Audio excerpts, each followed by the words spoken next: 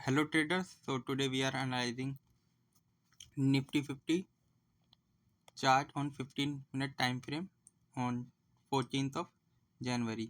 तो आज मार्केट अपना ओपन होता है 25,648 के लेवल पे और ये एक ग्रीन कैंडल आती है और उसी कैंडल के ऊपर 25,744 का हाई बनाता है और उसके बाद मार्केट थोड़ी सी देर के लिए थोड़ा सा कंसोलिडेट करने के बाद एक डाउन साइड के लिए आती है। 10:30 बजे के बाद एक ग्रीन कैंडल, फिर एक थोड़ी कंफ्यूज कैंडल, फिर एक यहाँ पे 11:15 बजे से लेके अगर आप देखें तो 12 बजे तक मार्केट एक कंसोलिडेट मोड में रहती है और एक अपना हाई बनाने की कोशिश करती है 25,791 के लेवल पे। तो जो आज के इंटरडे का हाई जो बनता है 25,791 पे बनता है, ये 25,800 के लेवल को मतलब टच भी नहीं कर पा रहा है, ठीक है। और फिर उसके बाद एक थोड़े से कंसोलिडेट हुए, धीरे धीरे गिरावट होती रहती है और फिर इंट्राडे अगर आप लो देखेंगे तो वो 26,604 का था, जो कि अगर आज ओपनिंग प्राइस के लगभग ऑलमोस्ट सिमिलर ही था 25,611 के लेवल पे। तो मतलब 25,648 और यहाँ पे 11 का लो बना, तो हल्की सी रिकवरी के बाद ये यहाँ पे आज मार्केट क्लोज हो जाता है। तो अगर आप मार्केट का ऑल ओवर सिनेरियोस देखेंगे तो मार्केट काफ़ी 100 पॉइंट की रेंज के अंदर मोटा मोटी कंसोलिडेट सही कर रहा है, सिर्फ इतना सही मूवमेंट दे रहा है। तो जैसा कि आप देख सकते हैं 25,733 एक रेजिस्टेंस की तरफ फेस कर रहा है, जबकि रेजिस्टेंस में सही कहूँ तो 25,733 नहीं है, ये 800 का लेवल है। ये 800 के ऊपर जाके सस्टेन करेगा ना तो मार्केट थोड़ा सा अच्छा दिखेगा। बट फ्राइडे के लिए मुझे लगता है मार्केट है ना इस तरीके का कैंडल बनाएगा, जैसे ये वाला कैंडल था ना, एक बिग मूव देगा फ्राइडे को और मंडे को मीन्स सभी तरीके के पुट बायर से और कॉल बाय वालों की मार्केट ऊपर जाएगा, ऐसे करके ललचाएगा। और जो कि मंडे को, जबकि ट्यूसडे को जब एक्सपायरी होगी तो वो प्रीमियम डेके कर देगा वहीं पे। तो मार्केट अभी भी इस वीक के लिए मतलब जो अभी मंडे आएगा उसमें भी अगर मुझको देखो तो मार्केट सिर्फ इसी रेंज के अंदर ही दिखती है, जैसे कि मैं आपको दिखाता हूँ डेली टाइम फ्रेम के अंदर।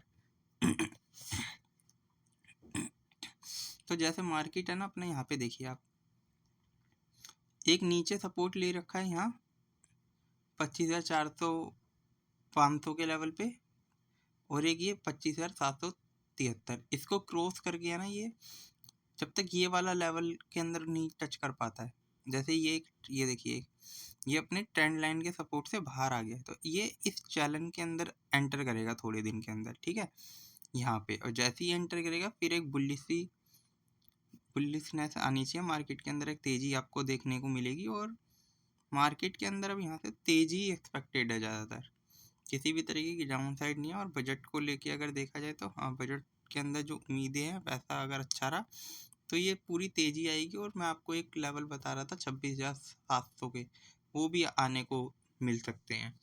तो बट अगर मैं आपको बताऊं, जैसे कि कल मैंने आप लोगों से 5 पैसा कैपिटल के रिजल्ट डिस्कस करे थे, जो कि थोड़े ठीक ठाक थे, ज़्यादा अच्छे तो नहीं थे बट हाँ एक स्ट्रॉन्गनेस थी उनके रिजल्ट में। तो आज उसका चार्ट कैसा रहा था वो अगर आपको स्टडी करना चाहिए। स्टॉक पहले 2-3% नीचे गया और उसके बाद 7% की रैली दी, तो अच्छे रिजल्ट का फ़ायदा हो रहा है। और सीरियसली रिजल्ट इतने अच्छे नहीं थे बट स्ट्रॉन्ग थे पिछले क्वार्टर से भी, और वाई वीक थे, ठीक है। बट और स्टॉक काफ़ी डाउन था जो कि फैक्टर इन था, तो आज तेजी आई।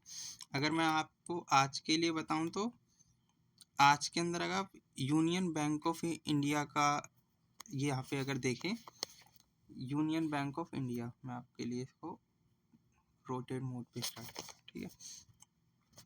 अगर आप इसके क्वार्टर रिजल्ट देखेंगे तो 26,819 करोड़ रुपए की सेल है।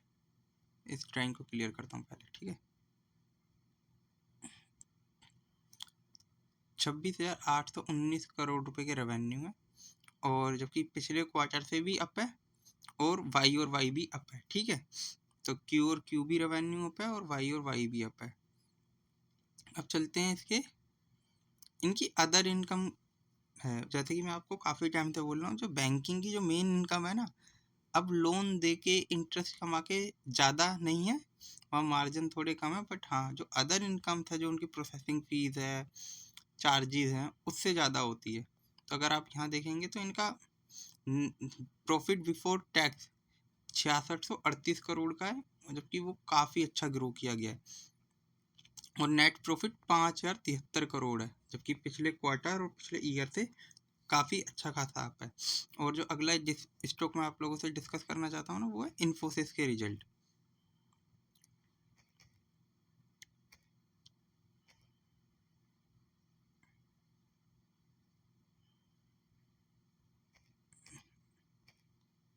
ये इन्फोसिस, अगर मैं इन्फोसिस के देखूं तो रिजल्ट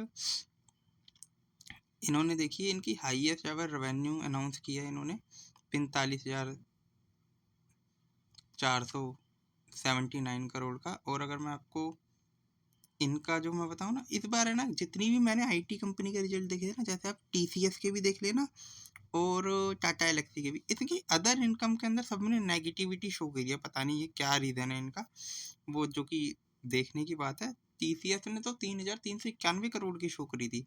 उनका ये देखिए, अगर ये 150 करोड़ यहाँ ऐड रहता तो लगभग पिछले क्वार्टर जितना ही प्रॉफिट होता। और पिछले तो अगर आप देखेंगे तो इनका रिजल्ट जो है, मतलब क्यू और क्यू और वाई ऑन वाई भी इनका नेट प्रॉफिट डाउन है।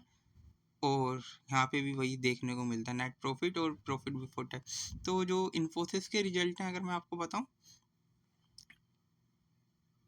इन्फोसिस के रिजल्ट जो है ना वो वीक हैं। तो अब जितनी भी आईटी की कंपनियां हैं ना, उनके रिजल्ट वीक ही आएंगे। और अगर आप ये देखिए यूनियन बैंक ऑफ इंडिया, आपका यूनियन बैंक ऑफ इंडिया के रिजल्ट अच्छे हैं।